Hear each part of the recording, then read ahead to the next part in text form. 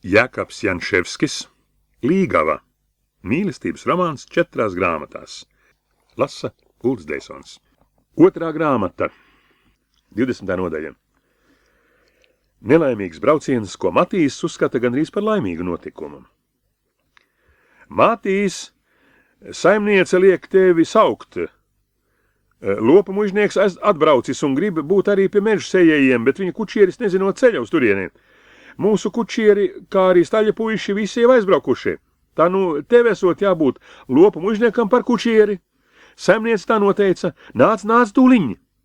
Tā kādu priekšpusdienu, ieskrējusi Matīsa istabelē, steidzīgi vēstīja Namene. Dzimtkungs bija pārbraucis šo pavasari nevis uz lieldienām, kā gaidīja, bet tikai pēc svētkiem. Šoreiz viņš bija viens pats, ģimeni atstādams Stalbas mužā Vidzemē pie radiem. Atkal viņam bija jauni nodomi prātā, kuru izdarīšanu un nokārtošanu.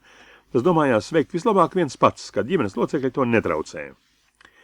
Viņa šoreizēja nodomi bija mākslīga mežu audzēšana.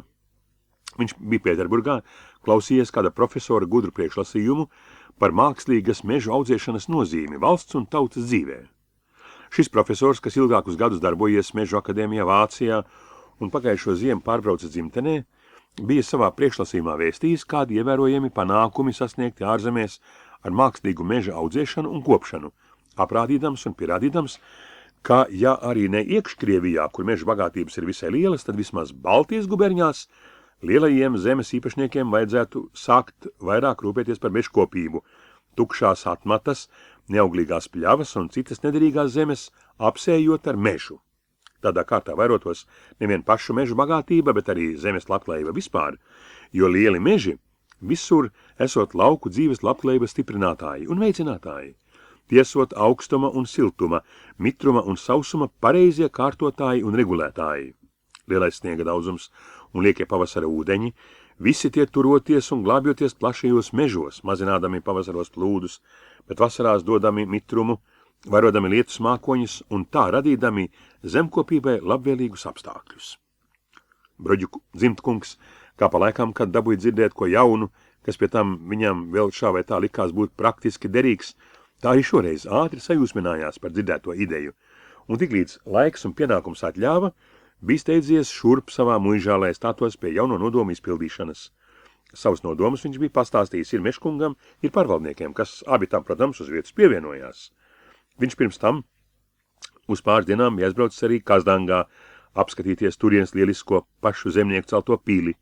Bija pastāstījis par saviem mežu audzēšanas nodomiem baronam Mantēfelim, kam arī iepatikās senatori jaunie plāni, un kas bija solījies savā muižā, dažus gabalus nederīgas zemes arī apsēt ar mežu. Bruģu muižā pēdējās dienās visvairāk runāja tik par meža sēšanu un gatavojās uz to kā uz kādu lielisku darbu. Laimīgs jutās meškungs, ka līdz mežsargiem pagājušā gadā savāk katram pa siekam vai puspūram priežu un egļu sēklu. Dzimtkungs visai priecājās par šādu meškunga rūpību un gādību. Gan viņš arī pats bija pārvedis daļu sēklas, sevišķi no Sibīrijas eglēm, kādu viņa mežos līdz šim vēl nebija, bet šās sēklas, lai pietika apsēt tik dažus nelielus klajumiņus, jo daļu no šīs sēklas bija nācies uzdāvināt kazdandzniekam, kas arī vēlējās vismaz savas muižas parkos ieaudzēt šos skaistos svežzemes kokus. Meškungs nekad nebija domājis, ka Bruģu muižā paredzamā nākotnē būs jāsē mežs. Sēklas viņš bija līdz svākt un krāt tikai tāpēc, ka tas katrā mežniecībā tā parasts un gluži negaidot radusies tāda vajadzība pēc tām. Kāds laimīgs notikums. Šodien pienākusi pirmā mežu sēšanas diena. Mežsargi ar ļaudīm jau no agra rīta devušies ceļā uz sējamo mežu apvidu. Saimniekiem klaušās nav vairs jānāk, kamdēļ muižām pašām vien jādod vajadzīgais darbspēks. Pat labāk sākušies arī pavasara sējas darbi tīrumos. Muižām tamdēļ lieku cilvēku maz. Par laimi mežu sēšana nav nekāds grūts darbs. Uzartās vagās vai arī ar ķekšiem un knaģiem izrautās mazās bedrītēs iekaisīt pa župsnītim sēklu, to taku var kurš katrs. Šajā darbā tad arī saukti no muižām nevien diži vīri, bet arī sievas, vecīši, puikas un meitenes. Kur iespējams rīkoties ar arklu, tur vīri dzen vagas, kurās tad citi ļaudis kaisa sēklu, kur zeme celmaina, sakņaina, krūmaina vai citādu kavēkļu dēļ aršana nav iespējama, tur sievietes ar ķekšiem un knaģiem to uzbada, bet zēni, meitenes un vecīši iebārsta uzbadījumos sēklu. Pats dzimtkungs mežkungu un pārvaldnieka pavadībā jau tūliņ pēc azēda aizbraucis pie mežu sējējiem, lai pārraudzītu un vadītu visus darbus. Matīs pat labam bija skaitījis un rēķinājis, cik šī pavasarī vēl būs vajadzīgs pieprasīt mežkungam koku, dažu ēku celšanai zemnieku sētās, kad viņa istabā ieskrēja namene ar steidzīgo ziņu, ka jābrauc Lopu Muiželes kungam līdzi pie mežu sējējiem. Saimniece viņam atkārtoja to pašu, piebilstama, ka cieba arī varēšot braukt, lai jau viens cilvēks būtu sējēji pulkā atkal vairāk. Pirmīt, aizbraucot citiem, viņai bijuši vēl bērni mācāmi. Tagad šo darbu sasteigusi un pabeigusi, viņa nesot mājās vairs nepieciešami vajadzīga. Kad Lopu Muižas zirgus piebrauc pie Lievenēm un barons Drīzens bija iesēdies ratos, staļapuisis sadeva grožus Matīsam. Vai zirgus nevajadzēs iezubāt? Vaicāja Matīs, saņemdams grožus un apskatīdamies aizjūgu un redzēdams, ka zirgiem nav laužņu mutē. Nē, tie nav nekādi karietes zirgi. Tie ir darbu zirgi. Tos nav vajadzīgs iezubāt. Varēs noturēt tāpat ar uzdeguņiem vien. Kala vēl deldēt dzelžus. Matīs uzliec uz priekšējā sedekļa. Cieba gribēja sēsties tam līdzās, bet barons teica, lai sēžoties pie viņa. Tur esot platāka sēža. Tā viņa aizbrauca un saimniece noskatījās tiem pakaļ sevi priecēdamās, ka varējusi aizsūtīt mežu sēšanas darbā vēl pāris cilvēku. Pazīdama dzimtkunga sajūsmu un kaislību, ar kādu tas pieķerās katram jaunam pasākumam, viņa centās kā vien prasdama šādās reizēs tam izpatikt. Šoreiz viņai bija sevišķi svarīgs iemesls to darīt. Kā smags akmens gulēja viņai uz sirds barona dārglietu krājums. Vai viņš dzels skapi bija jau atslēdzis un visu atradis kārtībā? Tad, protams, nebūtu vairs ko bīties. Ja viņš vēl nemaz nav pie tā bijis, ja varbūt gan to atslēdzis, bet vēl nav labi apskatījies. Tā viņa dzīvo nezināšanā un vienās bailēs. Kas būs, kas nē. Vienu brīdi viņa vēlas kaut jau drīz nākt šai noslēpumainajā lietā skaidrība, vienalga vai uz ļauno vai uz labo pusi. Otru brīdi atkal domā, ka labāk ir tā kā tagad, kad nav zināma nekāda skaidrība un kad vajag gan baiļoties, bet var arī cerēt, ka viss būs varbūt labi. Viņa zina, ka šādas pat bailes un bažas moka arī pārvaldnieku, lai gan pati sevi apzinās daudz vairāk vainīgu, jo pati taču bija prinču īstā uzņēmēja. Dažreiz viņi satikušies divatā, sprieduši un vērojuši, kā gan īsti šī lieta reiz nobeigsies, bet nekāda atbilde tiem nerodas, arī divus prātus liekot kopā. Pēdīgas domas domādama, saimniece arī šodien iet savās gaitās. Braucēja laiž straujos rikšos, gribēdami nokļūt pēc iespējas, jo laiks pie sējējiem, bet braucams prāvs ceļa gabals. Barons liek Matīsam zirgus pieskubināt, viņš to arī dara, un abi tie dod kājām pilnu vaļu. Kādā vietā barons ieraug lidojam virs lauka vanagu. Viņam rodas domas šlopītāji nocelt, kamdēļ liek Matīsam braukt lēnāk, saturēt zirgu stingri grožos un žigli norāvis sev no pleca visi, liek to pie vaiga un šauj.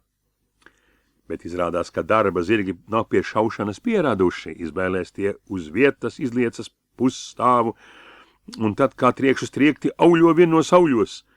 Matīs gan pūla zirgus noturēt, bet cieba kliedz tik līdz rati sazveļ te uz vienu, te uz otru pusi, un liekas tie tūliņ cirtīsies apkārt. Barons gan sauc, bet zirga neklausās ne barona tetināšanu un terrenāšanu, neievēro grožu stingro raušanu un turēšanu. Drīzāk jādomā, ka ciebas iekliekšanos tie dzird vairāk par visu, jo pēc katra viņas iekliedziena tie metas it kā ar jauno ātrumu uz priekšu. Ceļš pat laban iet lejup no garas slaidas atkalnes, kur lejā upīte ar tiltu. Visi trīs braucēji ar bažām un bailēm met skatus uz šo vietu, kas jau bīstami vēl tam ne, ka gabaliņš šai pus tilta ceļš met strauju līkumu. Matīs, es tev saku, turi zirgus, cik vienmēr vari, cik vari, šļups kungs. Ja tu noturi zirgus un glāb, man dzīvību, tu vari ņemt no manas Muižas, kuru meitu gribēdams, un es došu kāzus un laba pūru. To teikdams, Lopu Muižas kungs nedomā ne par ko citu, kā taisni par savu saimnieci, par resno proni. Šī brīdī viņš būtu gatavs upurēt pat šo sava harēma greznāko puķi, ja tikai tiktu dzīvs un ar veseliem locekļiem no ratiem ārā. Matīs arī tur sabaidījušos zirgus visiem spēkiem, nevis tāpēc, ka viņi vilinātu Lopu muižas kunga dižais piesolījums, bet vienkārši tāpēc, ka zirgu noturēšana tagad nepieciešama.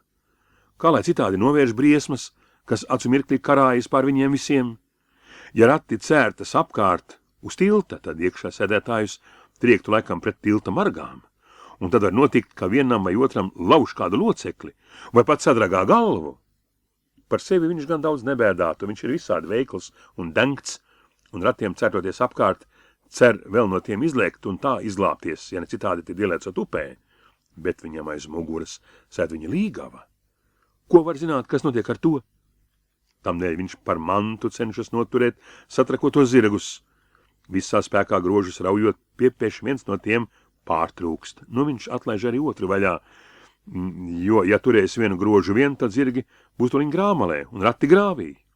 Zirgi nedrusciņi vairs neturēti un uzdamies pilnīgi savu vaļā, drāžas no lejup kā divi no lingas izsviesti akmeņi, riteņi nespēja tādā ātrumā kārtīgi griezties un ritēt, kā zirgi auļo, tamdēļ arī rati pa nelīdzeno ceļu strauji rauti vietām palēkdamies no zemes nost, kā sviešu sviesti dodas uz priekšu. Te vajadzēja gan iezubāt, te nebija domājis, ka darba zirgi. Kungs nepagūst savu teicienu iztetināt, kad rati ceļa rīkumā certas apkārt. Matīs ratiem gažoties, viena liecienā atrodas otrpus grāvja blakus dižajam akmenim, bet kungs iekuleņo pašā grāvi dibenā. Zirgi ar visiem apkritušajiem ratiem dodas tālāk, bet ratu as aizmetas aiz tilta margas koka, turpat aizķeras arī aizjūga sānsaite, un izbiedētie zirgi tālāk vairs netiek. Matīsam piskaņotiem klāt, tie zelsušies plēšā, un abi divi dreb kā vēja purināti lakati. Atradis zirgus veselus, un redzēdams arī ratus, cik atsmirklī pārskatāms nesalaustus, Matīs met acis uz saviem līdzbraucējiem. Kungs pat labāk izrāpies no grāvja un pastaigādamies gar otru ceļmali, gan ar vienu, gan ar otru roku purina sev no drebēm dubļus, pie tam kaut ko tetinādams. Matīsam nav ne laika klausīties viņa tetināšanā, ne gaidīt, līdz ko izteiks. Otra pus grāvja guļ pussēdus cieba, pūlēdamās uz rokām atbalstoties piecelties, tomēr stāvus netiek. Sākot zirgiem trakot un ratiem milzīgā ātrumā dodoties uz priekšu, viņa, nedrīkstēdama ķerties kungam klāt un pie tā turēties, visu laiku bija ar abām rokām turējusies tikai pie sēdekļa, kamdēļ arī ratiem cērtoties apkārt bija ar visu vaļējo sēdekli pārsviesta pāri grāvim. Matīs piesteidzas klāt un vaicā, kas kaitot vai dikti sasitusies, pie tam gribēdams, tai palīdzēt uzcelties. Viņa atteicis citur nekas nekaitot, tik labo kāju nevarot kustināt, tik traki sāpot un nemaz nevaldoties, laikam dikti satriekta. Matīs ar baronu, kas pa to starpu arī bija pienācis turklāt uzmanīgi noāva un aplūkoja sāpīgo kāju, atrastami to lielā, netālu no krumšļa pārlaustu. Lielā pārlaustu. Barons tagad noteica, ka cieba jāaizved pie viņas mātes, jo lāču bites bija no šejienes daudz tuvāk nekā bruņu muiža, un tūliņ jāsūtot miestā pēc ārsta, kas lai kāju sabindē. Matīs no žiglas arī koja zirgus un ratus kārtībā, un tad palūdzis baronu pastāvēt pie zirgiem, aizgāja pie ciebas, saņēma to rokās un attiedams gabaliņu tālāk, kur pāri grāvi bija tiltiņš, atnesa to pie ratiem un viegli un vārīgi tanīs iesēdināja. Barons nosēdās ciebai blakus, solīdamies viņu pieturēt un sargāt lausto kāju, Matīsam likdams braukt lēnā gaitā, bet iepriekš iezubāt abus zirgus. Liels bija pārsteigums lāčibitēs, kad tur ieraudzīja iebraucam Lopu muižas kungu. Ciebu sežam tam blakus un Matīs par kučieri. Zirgi satraka, apsvieda ratus un ciebai sasita kāju, Matīs steidzās paskaidrot. Atvedām viņu tad ar Lopu muižas lielkunga ratiem un zirgiem. Jā, tā ir. Tā kā ir lausta. Tas puisis pārvedīs manāni mājās un tūliņ atvedīs no miesta dakteri vai felšeri. No meža sēšanas mums šodien nekas vairs neiznāk. Kad Matīs pēc pāris stundām atveda lāčbities felšeri, ārsts pat labani bija aizvests citur, cieba bija jau gultā, kāja nomazgāta, un māte ar māsām visu sagatavojušas, gaidīja palīdzību no zinātāja un pratēja rokas. Uzskatot šo visai vienkāršo, tīri prasti ģērbušos, nolipušo vīreli, kas pat labam sāka darboties ciebai ap kāju, viņām gan zūda daļa no tās paļāvības, kādu līdz šim bija sevī turējušas uz mācīta cilvēka palīdzību. Feldšeris tomēr it kā ar lielu prašanu darbojās gar kāju, tiecās lūzuma vietu saliekam apdomīgi un ar labu ziņu, kā piederas, tad kāju rūpīgi nosēja un notina. Pēc tam pieteica vainiecei gulēt mierīgi, savienoto kāju nedrusiņi nepakustināt, jo, ja tā dabūšot šā vai tā pakustēties, tad varot notikt, ka lūzums saug un sarumbējas nepareizi, un tad nākšoties jau sarumbējušos lūzumu laust vēlreiz pušu un likt par jaunu kopā, vai arī kāja palikšot līka un vajadzēšot klibot visu mūžu. Uz ciebas vecājumu, cik ilgi nākšoties tā gulēt, Feldšers atteica, no 1,5 mēneša gan, varbūt vēl otru nedēļu vairāk, bet nevienu miltiņu mazāk. Ciebai tas šķita pārāk ilgs laiks, arī Matīsam seja kļuva drūma un it kā aptumšojās, tomēr viņš nesacīja nekā, negribēdams ciebai prātu vēl vairāk skumdināt. Matīsam ar ciebu rūpēja viņu kāzas. Līdz vasaras svētkiem bija gan taisni vēl 6 nedēļas, bet vai jau tūliņ pēc kājas izņemšanas no bindējuma varēs pareizi un droši iet, kādas līgavai kāzās piederas? Par to jau bija jāšaubās. Tātad vajadzēs laikam vēl nogaidīt dažas nedēļas. Pagasta amatvīra dēls dabūja zināt par nelaimīgo notikumu un atnācis kādu dienu Lačavitēs sarunāja ar Annu, kā arī viņi mierīgi gaidīšot līdz cieba kļūs vesela, jo viņiem ar savām kāzām tak neesot ko steigties, kam tam ka viņš nav ķeramā šķirā. Matīs apmeklēja ciebu viņas ilgajā guļā tik bieži, cik vien laiks atļāva. Kādu svētdienu, kad atkal bija aizgājis Lāčavitēs sērst, un viņi divi vien atradās istabā, viņš sēdēdams pie viņas gultiņas un turēdams līga viņas roku savā, kā domās nogrimdams runāja. Neviena nelaime nav bez savas laimes. Tā tas ir arī ar mūsu nelaimīgo braucienu. Kas tad tur par laimi? Kur tu redzi te kādu laimi? Vaicāja līgava lūkodamās viņam acīs. Kā ne? Ir arī sava laime. Redzi, tik līdz pārbrauca dzimtkungs, man bija lielas rūpes un bažas par tevi. Es domāju, tas atrasdamies kalnā viens pats bez savas ģimenes un jūsdamies vientulis, gribēs atkal gar tevi priecāties, ņems tevi klēpī, auklēs un tad jots, lai sazin, kas viss varēja notikt. Bet tagad tu esi no muīžas un no kalna dzīves tālu projām, mājās pie mātes, tātad visdrošākajā vietā. Dzimtkungam tu nebūt neesi acīs vairs iesprūdusi. Un, kad kļūs vesela, tad jau viņš arī būs laikam aizbraucis. Tā mūsu nelaimīgais brauciens uzskatāms savā ziņā gandrīz par laimīgu notikumu. Saka nu pati, vai tā nav? Ai, tētiņ, kur tu tālu aizdomājies projām, smiedamās iesaucās cieba. Es nebūtu varējusi neiedomāties, ar kādām rūpēm un bažām tu esi mocījies. Tu domā, viņš jau mani tā būtu ņēmis atkal klēpī, auklējis, un diezin ko vēl nē? Viņš uz manis laikam dusmīgs. Varbūt nebūtu man pat ne acis vairs metis virsū, tamdēļ, ka es agrāk tam biju nepaklausīga. Varbūt viņam ir jau atkal kāda cita, bet laikam labāk ir gan tā, kā jau noticis. Tev vismaz nav jāmaucās ar veltīgām domām. Redzu gan, kā tu savu līgavu patiesi mīli, labāk vēlēdamies to klibu un gaudenu nekā, kad būtu jābaidās, vai tā netiek neusticīga un nekļūst dzimtkungam par pieglauduli. Tu nebūsi, mīļā, ne kliba, ne citādi gaudena, bet pēc dažām nedēļām būsi vesela un veikla uz kājām, kā bijusi, un tad dzersim laimīgas kāzas, divējas reizēm.